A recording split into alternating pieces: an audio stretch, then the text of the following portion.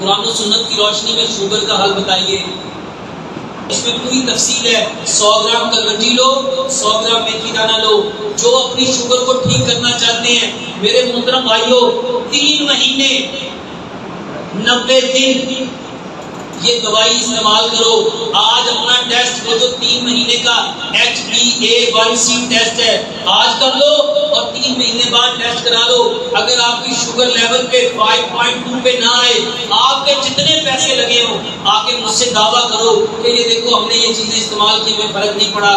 اللہ کی قسم کھا کے کہتا ہوں، مسجد میں بیٹھا ہوں، آپ کے جتنے پیسے لگے ہوں گے میں دوں گا. کر کے دیکھ لو. 2 گلاس پانی لو، اس میں 1 چمچ ثابت جو ملاؤ، 1 چمچ ثابت گندم ملاؤ، 1 چمچ مورنگا پاؤڈر ملاؤ، 1 چمچ کلونجی اور 1 چمچ میتھی دانہ ملاؤ. 2 بڑے گلاس پانی لو اور 25 سے 30 پتے اس میں پودینے کے ملاؤ. اس کو اتنا پکاؤ اتنا پکاؤ اتنا پکاؤ، 2 گلاس پانی 1.5 گلاس پہلے اس کو ٹھنڈا کر لو.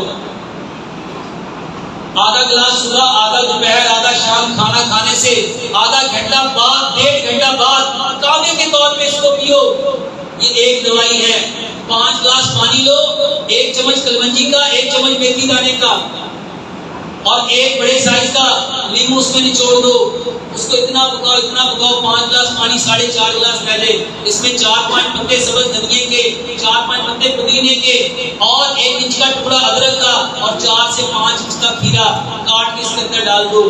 یہ پانی کھانے سے آدھا گھنٹہ پہلے پینا ہے اور وہ پانی کھانے سے آدھا گھنٹہ بعد پینا ہے.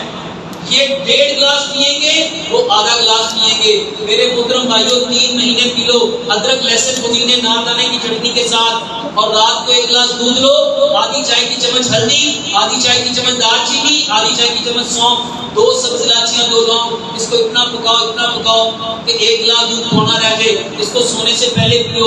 یہ بہترین علاج ہے. کیا نفلی روزہ بغیر سحری کے ہو جاتا ہے؟